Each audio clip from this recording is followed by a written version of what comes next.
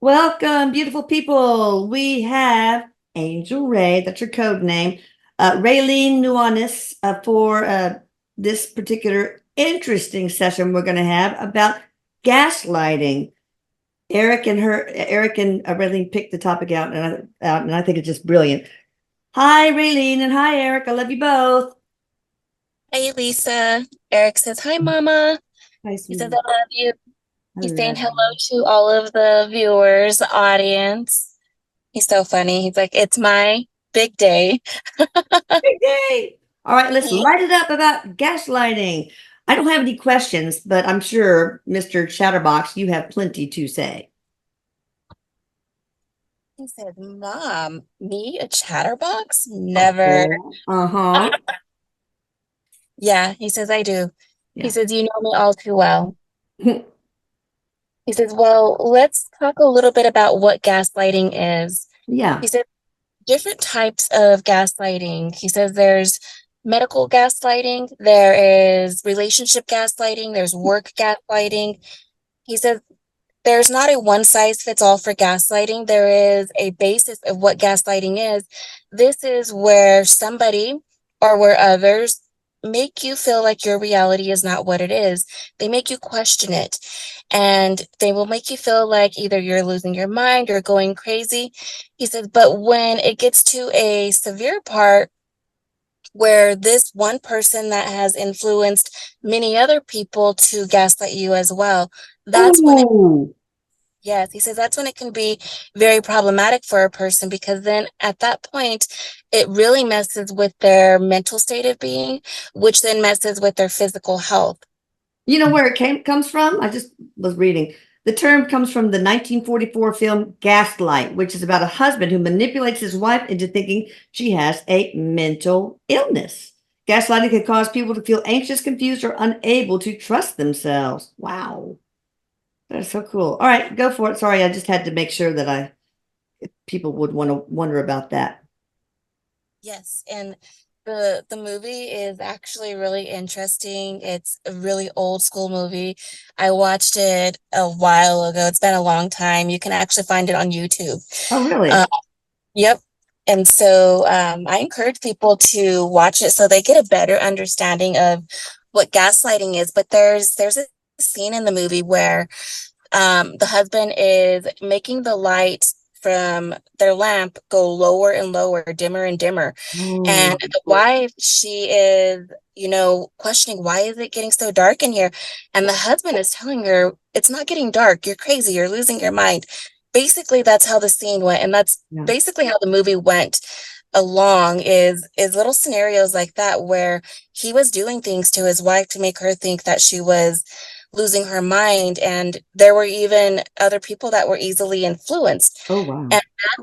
And what Erik was talking about, he says there's a lot of grooming when it comes to gaslighting. He says people will groom other people to make them think that they are right and that what they're doing is for the best interest of the other individual, when in reality, they're grooming and they're gaslighting other people to gaslight the original. Person, victim. Well, Yes, listen to this from Medical News Today. Examples of gaslighting: questioning someone's memory, refusing to listen or faking confusion to make someone doubt themselves, belittling or disregarding someone's feelings, refusing to take responsibility for their actions, changing the focus of the discussion by questioning someone's credibility, and then using negative stereotypes against someone. Oh God. Wow. yes. Countering is when somebody questions the memory. Are you sure about this? You have a bad memory. I think you're really forgetting what. Oh wow, this is really good from the medical news today. It's super good. Denying, diverting, trivializing, stereotyping. Interesting. I'm gonna read that later. Absolutely. And he says, Mom, we're going to jump ahead a little bit and talk a little bit about medical gaslighting. Yeah. He says, because you are a doctor and you may have experienced this and not even been aware of it. He says, when there is one doctor or one nurse that influences another doctor or another nurse about a patient that they're working on, and let's say that that doctor didn't have any ill thoughts about the patient, thought the patient had a a problem, and that doctor was going in the right direction with the patient. But now we have other doctors, other nurses influencing that one doctor that initially had positive intentions to the patient because of the label that has been put on the patient, the label of, well, that patient has, as what is that? He's saying not ADHD, autism. Thank you. That person has autism. And so because that label has a wide range of other things around them, it must mean that they're experiencing a different symptom connected to autism. And therefore we can gaslight this patient by using that label. And because that label has a lot of energy around it, Yeah. they're able to use that label as a form of tool, as a form of energy to pull off of, to help feed other people, grooming, to help groom other people in terms of gaslighting the patient. And so he says, Mom, labeling has a lot to do with it. When you look at a label of an individual, whether this is a autism, a mental illness disease, or flu-like symptoms, you're looking at the label and you're basing your diagnosis off of the label and off of what other people are influencing you to think or to say without really looking deeper into what's going on.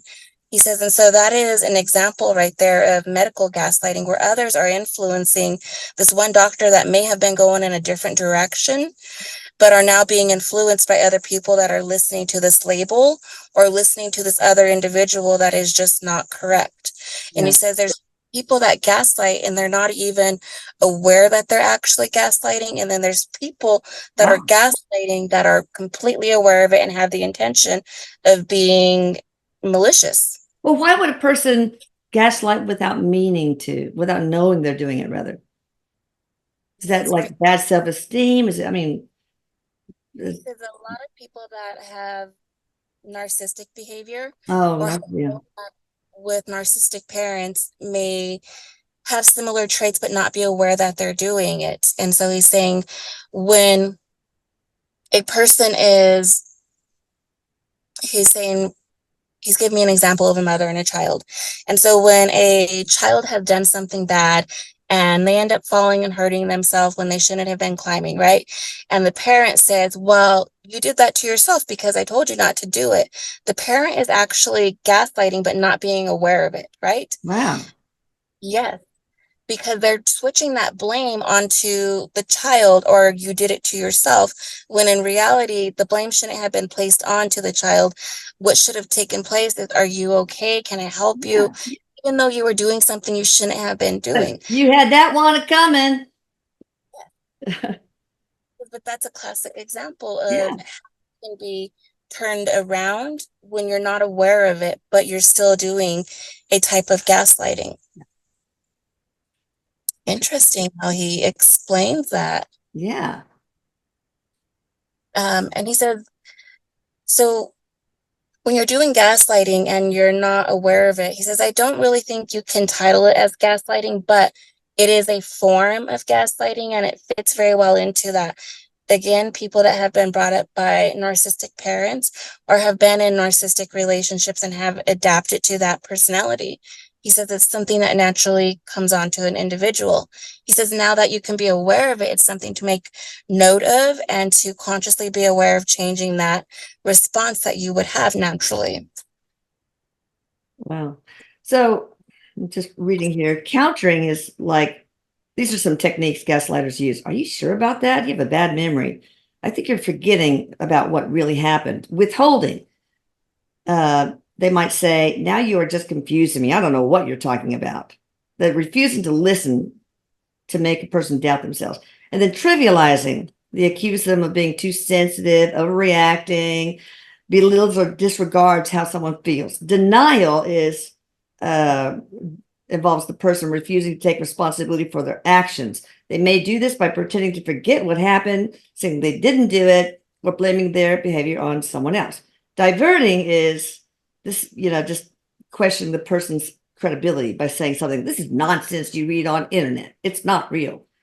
Stereotyping may intentionally use negative stereotypes about someone's gender, race, ethnicity, sexuality, nationality, etc., to gaslight them. For example, they may say, no one will believe a woman if she reports abuse, things like that. Oh my God, it's terrible. But okay, first of all, it takes a little while probably for a person to realize they're being gaslit, right? Any telltale signs? Is it like, oh, why am I doubting myself? And also, how do they combat it? How do they recognize what's happening? And how do they combat it? He said a telltale sign is blame shifting. When they're blame shifting the situation right back onto you. He's used an example of a husband cheating on his wife or a wife cheating on their husband. Yeah. And the actual problem is the cheating. That is the problem. But the response from the spouse is, well, I cheated because you didn't give me attention, or I cheated because you made me do it. That is Versus classic. problem. Yes. He says, so shift blaming, You, that you is a make me angry. You're making me beat you. Oh, that's a big one. yes. It's your You made fault. it was because of you why I had to act like that, or you made me upset. And You that's told why me to drink. Yeah. Yeah. yes, and that's my action was the way it was because of you. And so that shift blaming is a classic telltale of you're being gaslit. He says now that type is one where the person is aware of it. They know what they're doing, but they're not trying to take credit for their problem, for their consequences that are going to come to them. They don't want to acknowledge what they did. Yeah. He says so that's when they shift blame on an individual and make the person feel like, well, maybe I did make him do that because I didn't give him attention. Or maybe I should have made him a better dinner. Or maybe I should have poured him the drink like he wanted and this wouldn't have happened. And that right there is the classic example of, you know, putting that blame on the other person, shifting it over them. Classic example. He said, the thing is, when a person has been gaslit, it causes problems. It causes you to doubt your own reality, to doubt your own sanity. And that is the purpose of gaslighting, is when you have that doubt, it comes into a matter of the other individual wanting to be in control. And when they have control, well, then they can learn how to manipulate you even more. They can use you for whatever it is that they want to use you for. He says gaslighting is a form of control. You might not see it in the actual big picture, but it comes down to control. Yeah. And also then that person, what they also get out of it, the gaslighter, is they don't have to take responsibility for what they do wrong. Absolutely. And that is what they absolutely will not do, is take responsibility for what they did wrong, own up to it. It's not going to happen. When you are dealing with gaslighting, the other person is trying to cover up the problem that they have created. And they will go to major extents to try and cover up the problem that they created by shifting that blame onto somebody else. Okay. Interesting. So Erik is saying that what this does is it causes major problems in the victim, in the person that's going through the gaslighting. This will cause anxiety, depression. It causes you to question your own reality. It causes you to think about, am I even doing the right thing? And people will even have experiences of feeling like reality isn't real. What they're doing is not here, right? Like they're not actually in the present moment. Wow. And I bet since it obviously causes some self-loathing, then it can have far-reaching effects and even create physical disease related to trapped emotions and self-loathing, right? Yes, he says that's where the physical illness comes into play. He says because they are holding on to so much and they have now neglected their own health, neglected their own well-being, because they're now identifying with what this gaslighting is doing to them. They're now believing in it themselves because it's been questioned so much and reflected back onto them. And so now their physical health has taken a toll. You've got these repressed emotions, you've got repressed anger. And he says, then you question your own identity of who you are. Why am I here? Am I doing the right thing? Am I doing the wrong thing? You question your sense of your own identity, your sense of how you parent, if you have children, your sense of your job. Am I doing the right thing? Because of this one experience that has lasted, whether it's lasted for 2 weeks or 2 years, he says it's causing trauma. It's a traumatic experience that the individual is going through. And although it's not something that you're going to be aware of immediately, as if you were to get into a severe accident and you'd know that was traumatic for me Yeah. instantly. He says this is something that's done slowly over Jump on time. you. Yeah. Yes. And he says it causes more damage, more trauma than that actual major accident that you were aware of immediately that was traumatic. He Like said, look, boiling a frog.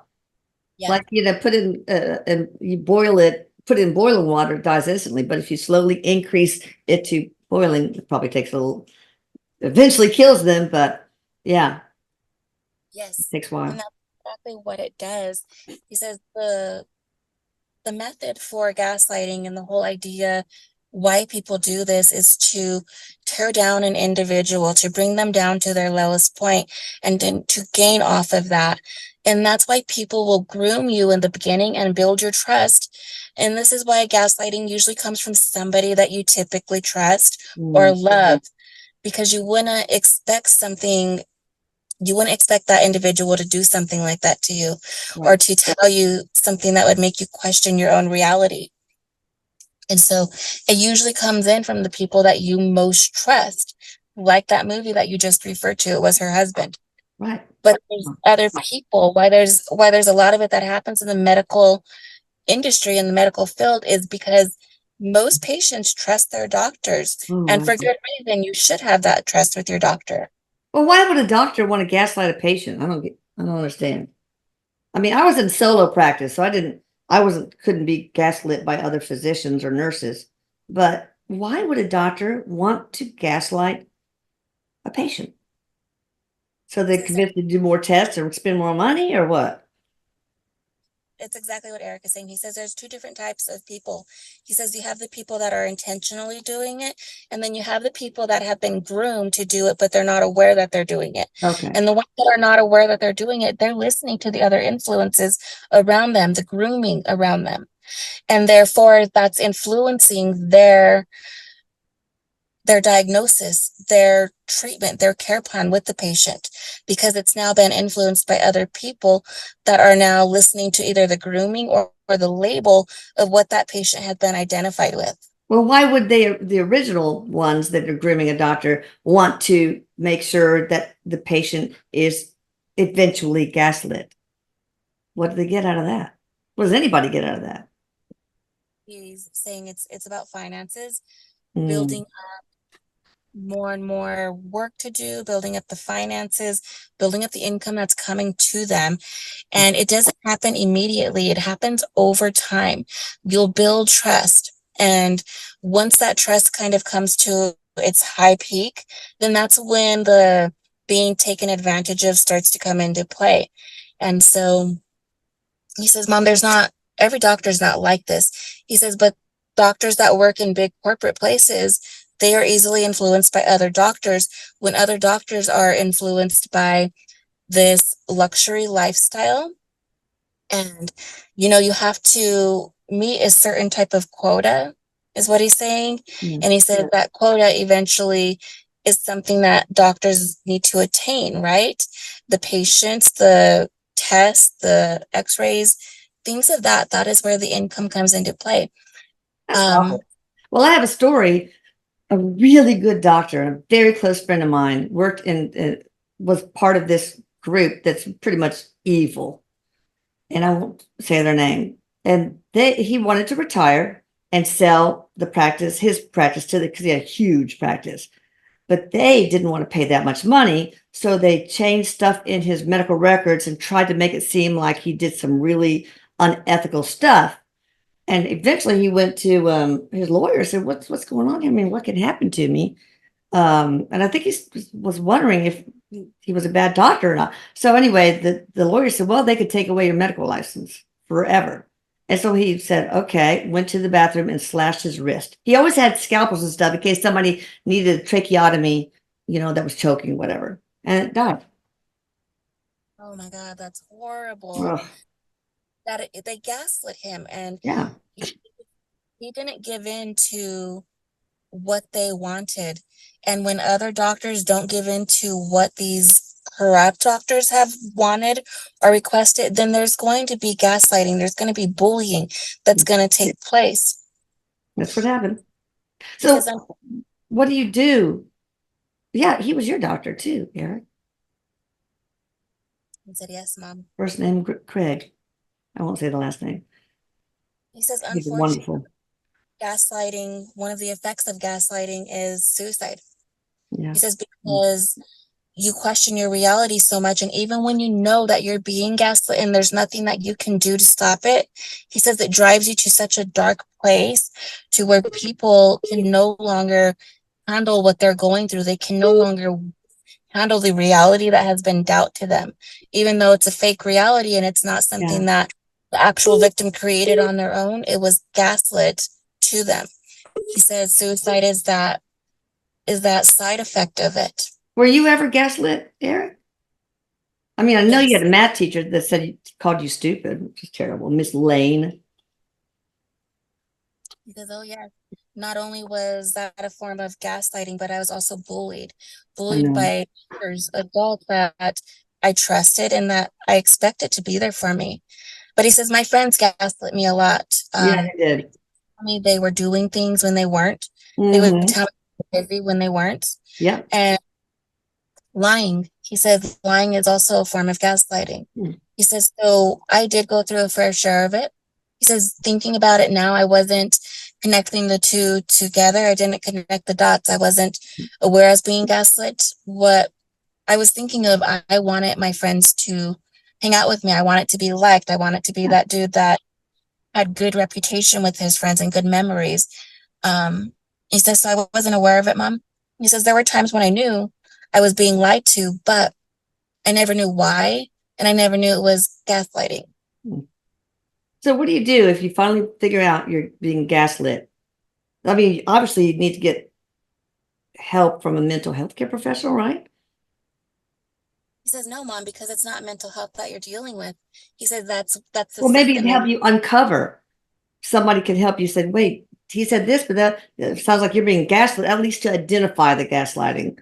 If you feel depression and confusion and depersonalization, derealization, obviously you would probably go to a mental health care provider and they would be hopefully able to, unless they're gaslighting, be able to figure out you're being gaslit. You are totally normal. He says, well, in that situation, he said, well, then you would have already been able to identify that you are being gaslit. You can now tell that you're experiencing something that you know is gaslighting because the blame has been shifted on you so much. You now know how to identify with it. He said, the goal is not giving into it. Don't respond to it. Let it go and get yourself out of that situation. Leave as soon as you possibly can, whether this is job, whether this is relationship. He said you have to leave out of that Doctor, situation. yeah, right. So there's a couple in our family that love each other very much, but I think the guy sometimes gaslights her. Um, that's no excuse to just leave the marriage, right? I mean, how do you work things out with the gaslighter? I mean, how do you approach somebody that, if you want to salvage the relationship, how do you approach a gaslighter and stop them from gaslighting you? Obviously, setting boundaries. Good mom. That's a tough one, he says, because typically people that are gaslighters and they're not aware of it, or typically when they are aware of it, it's not a pattern that they're willing to change.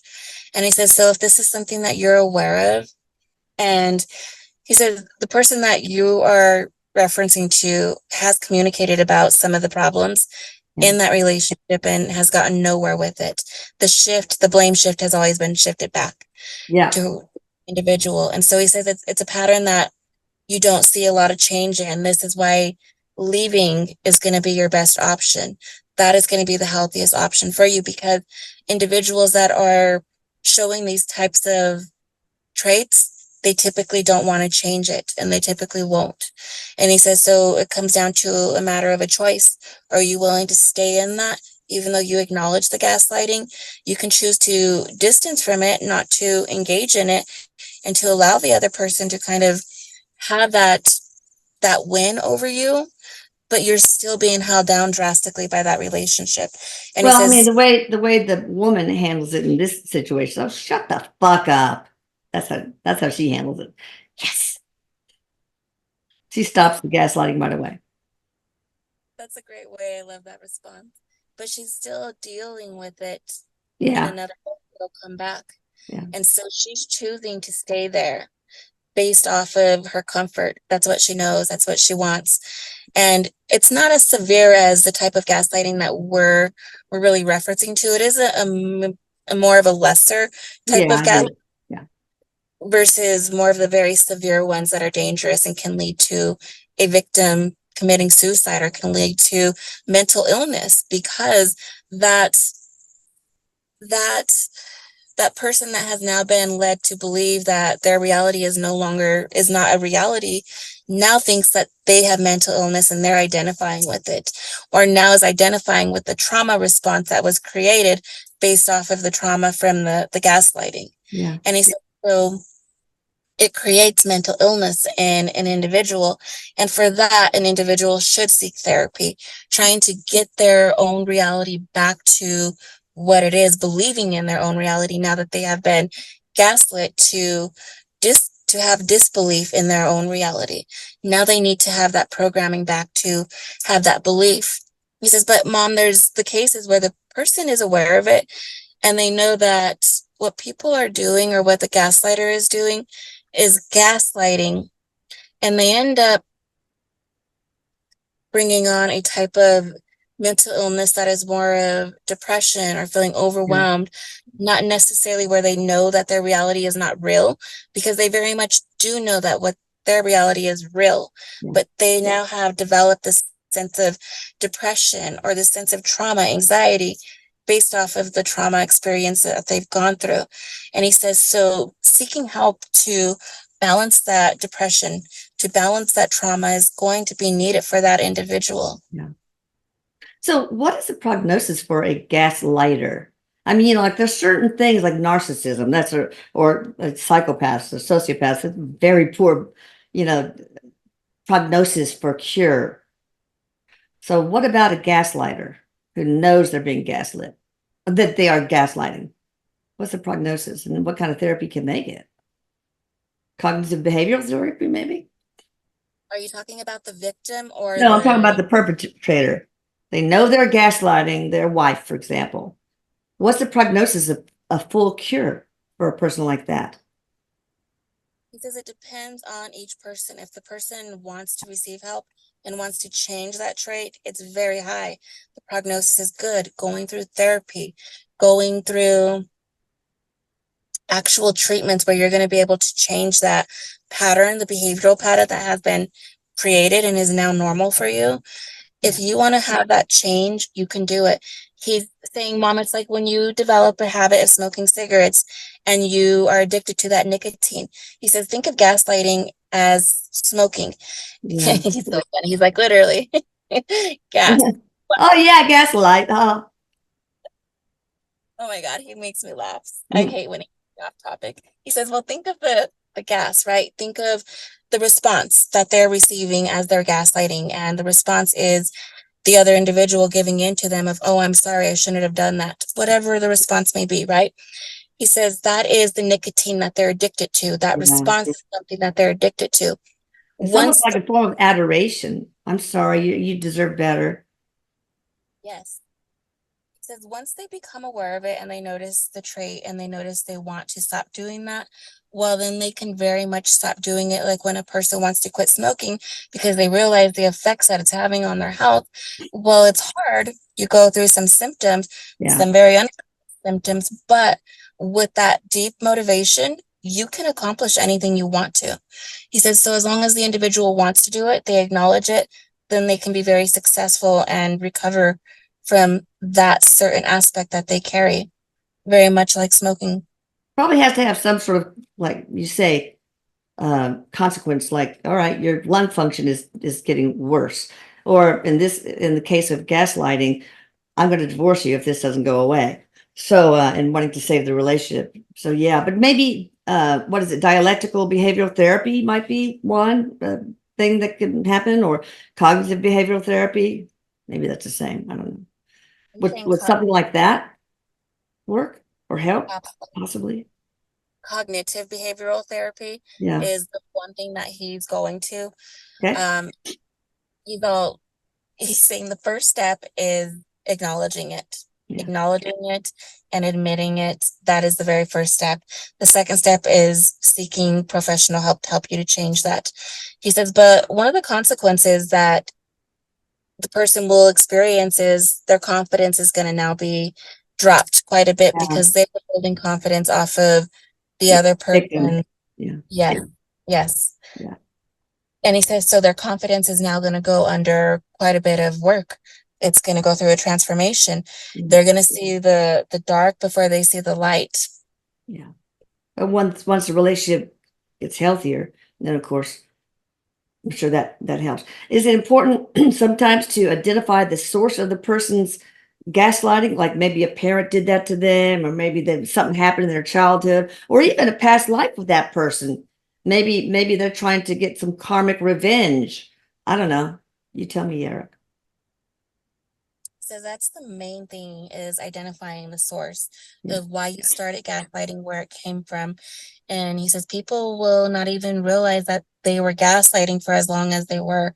Yeah. And that is when we talk about the people that are doing gaslighting, but they're not aware of it.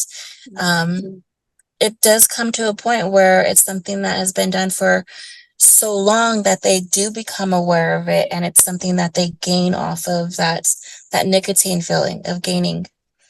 And he says, so going and receiving help, therapy, doctors, acknowledging it, accepting it, Yeah. and getting the motivation to make the change, that is going to be where you want to start.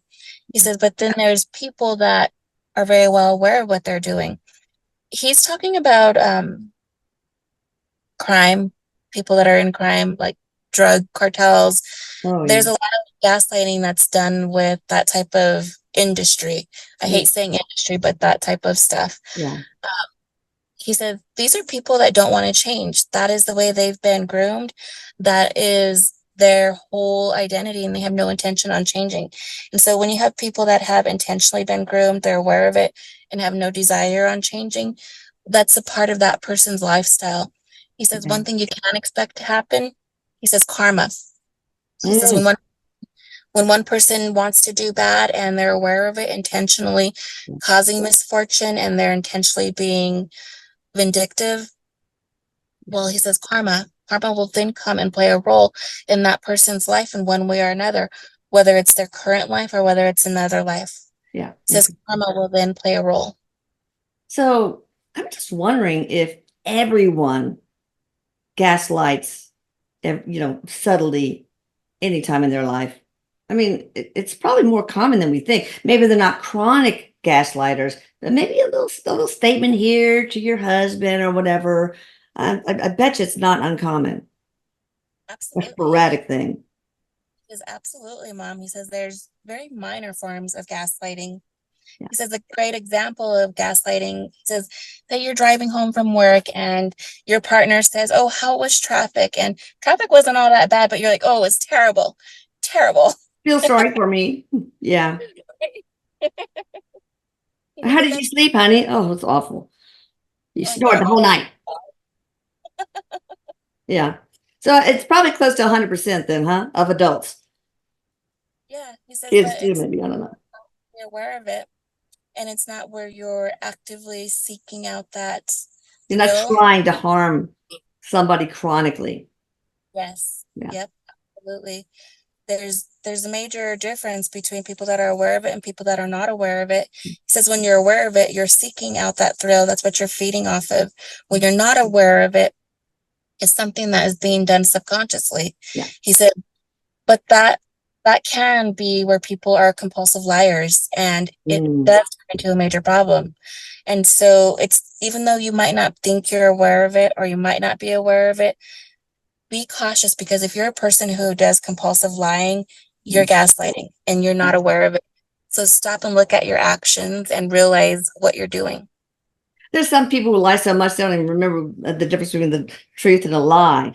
You know, it's like they actually believe some of the lies they've told over and over and over again.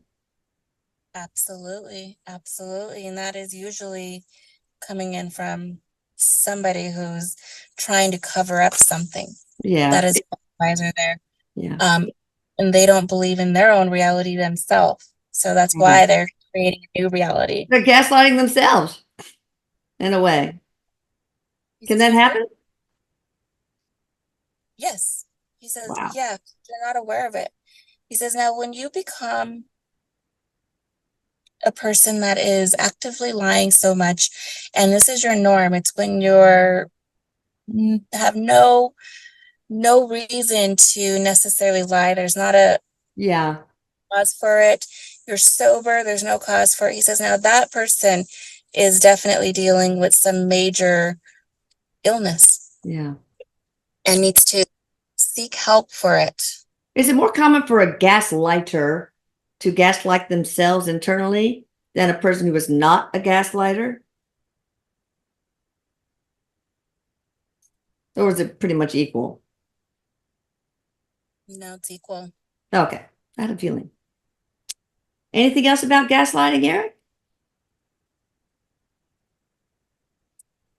He says other people can make you gaslight other people, whether this is you saying something and that something is exaggerated and then turned into something bigger. Yeah. He said when a person is trying to fix what they did wrong, they may end up gaslighting more, but not intentionally trying to cause any harm or blame on another individual, even on themselves, but not knowing how to get out of the problem.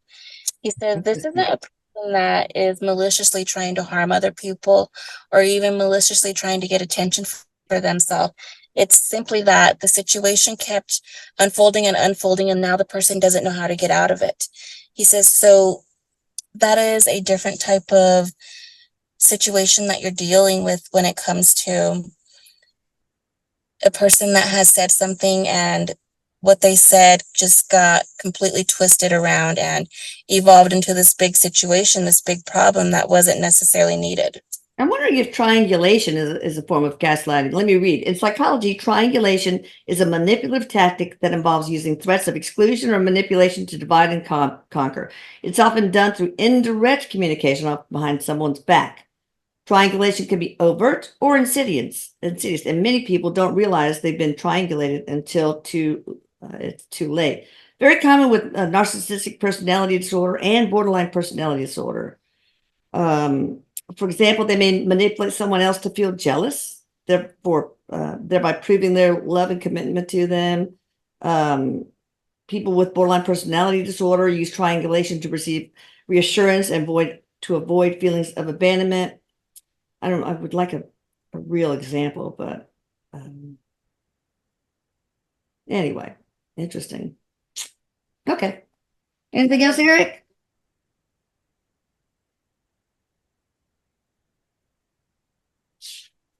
Yes, I want to talk a little bit about bullying. Okay. So, Oh, by the bullying, way, Raylene's information will be in the description box, but there's also going to be a splash screen with all of her information. Maybe it's already played on this YouTube. I don't know, but it will be there if it hasn't already. Sorry about that. Go ahead. Bullying, topic number 2. thank you for that. He says bullying is another form of gaslighting.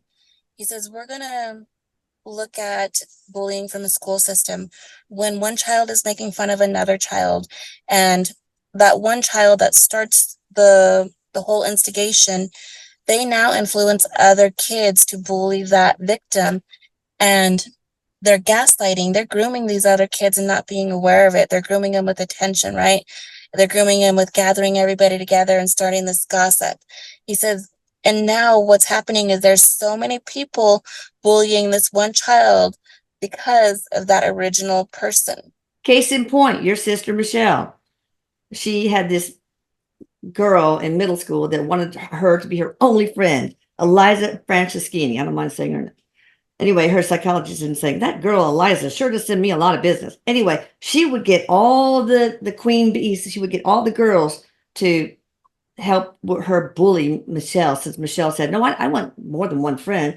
She would make sure they all got up when Michelle sat at the table and leave, or say things as they were following Michelle. Michelle eventually in middle school had to eat most of her lunches in the nurse's office. Anyway, it ended up about a year ago. I just Facebooked her, messaged her, and told her everything about what she did to my poor daughter. So Oh, wow. she's That very is, apologetic. She ruined much of Michelle's life, really. and I'm sure she wasn't aware of what she was doing either Yeah, until it came down to the actual damage. yeah, And that's a classic example of how the bullying at school can be influenced by one person, and a lot of other people can now engage in that. And that one victim will have their complete life ruined yeah, for that time being, that torment that they're going to go through. yeah. Like Michelle's case, no child should have to eat school lunch in the nurse's office. They should be able to go engage with everybody else without worrying about that bullying that's going to take place because of that one person's bad action. Yeah, that's the case where she probably should have said, Eliza, shut the fuck up.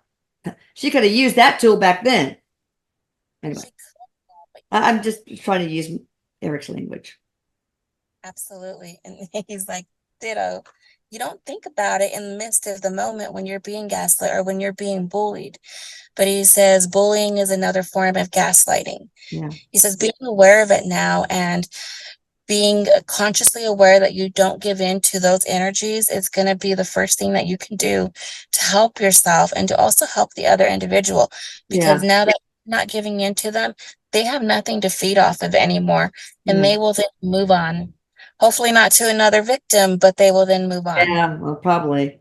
But one thing that one of my kids said to a bully, when it was really bad, she says, oh, now you're just embarrassing yourself. And that, boom, stopped it right there. So, Put the shift blame back on them. Give them a yeah, piece. really. Yeah. Yes, absolutely. All right. He says, that's it, Mom. He's over here rubbing his hands together like, "Huh, we're All done." right. We covered a lot. That was awesome. All right, you guys, be sure you hit the notification bell so you don't miss another one of these awesome sessions. Subscribe to our channel and also subscribe to the Atlantic Scalar channel, plus the website. So you don't, if you need to subscribe to our emails, which is no spam, no selling of email addresses, because you don't want to miss some of the big sales we're going to have. And that's it. Thank you, Raylene. Thank you, Eric. I love you guys, and I love all you guys watching. Bye. Thank you. Eric says, bye, Mom. Love you. Bye.